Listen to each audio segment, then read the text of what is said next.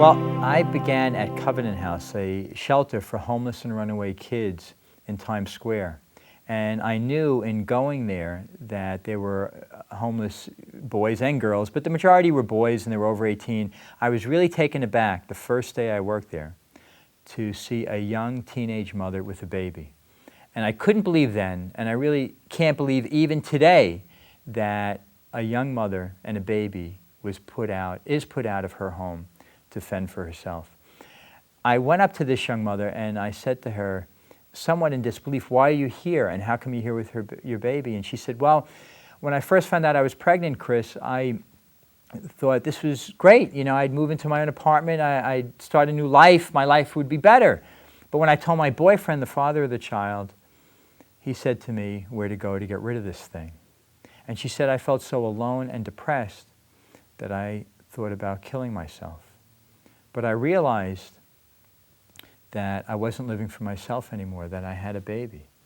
And when my daughter was born, my mother told me I should be out on my own, like she was when she was a young mother.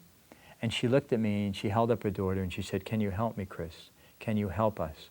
Well, I immediately said yes, but I really didn't know what I could do. And at that time, the only option she had, because she was 17 and a half years old, was public assistance. And that meant moving into a rundown, rat-infested drug den called a tenement apartment, a welfare apartment. And then, and even now, welfare, it wasn't giving anybody a real opportunity to go back to school and to find a job and to better her life. And the young women with babies whom I was meeting, they wanted to better their lives. They wanted to take the next good step so that they and their child could have a better life. And there wasn't a place to go. And every year, and I was there in Times Square for 5 years, I saw more and more young women and children coming in. And one day I told another priest friend of mine, whom I had met there, Father Benedict Groeschel, whom you know has a long beard and a robe. He's a Franciscan priest. He's got a rope for a belt. He's also a psychologist, something of a cross between Moses and Freud.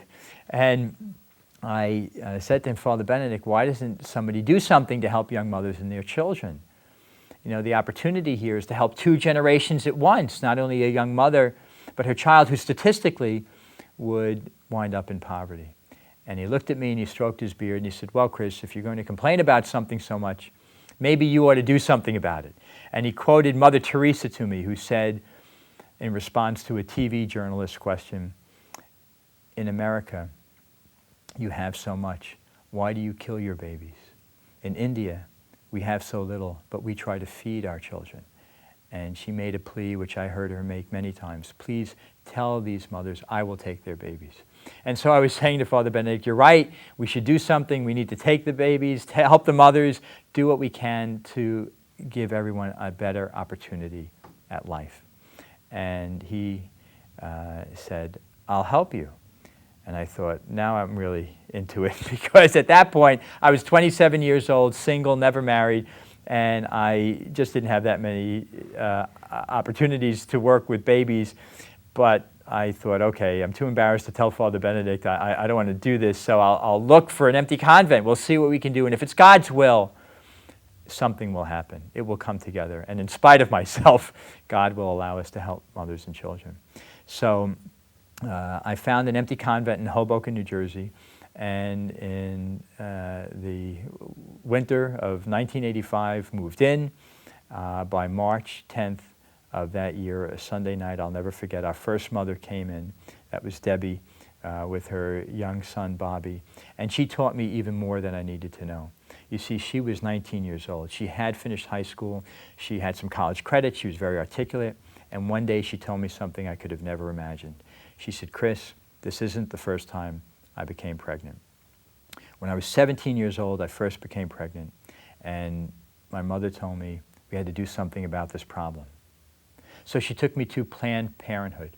And at Planned Parenthood, they told me they were going to remove this little blob of bloody tissue.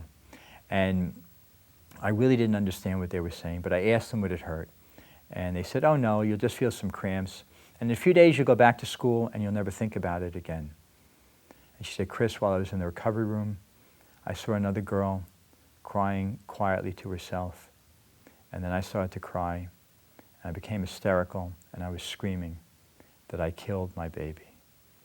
And the nurses told me if I wouldn't stop, they were going to put me out in the hall, and I couldn't, and they did. And then Debbie, this young mother, asked me a couple of questions, which at that time I did not know how to answer. She said, Chris, when I'm with Bobby, people say what a beautiful boy you have. Is he your first? Is he your only child? She asked me, what do I tell them? She said, because I know now that at 9 weeks, when I was 9 weeks pregnant and went in for that operation, that my little baby inside me already had arms and legs and fingers and toes and a beating heart.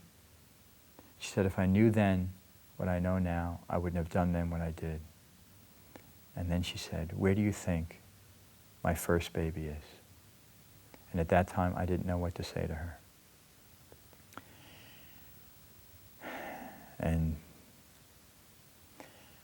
it was from there that, the next mother came in with a very similar experience, and our work to help mothers go back to school and to find jobs is still an essential part of our mission.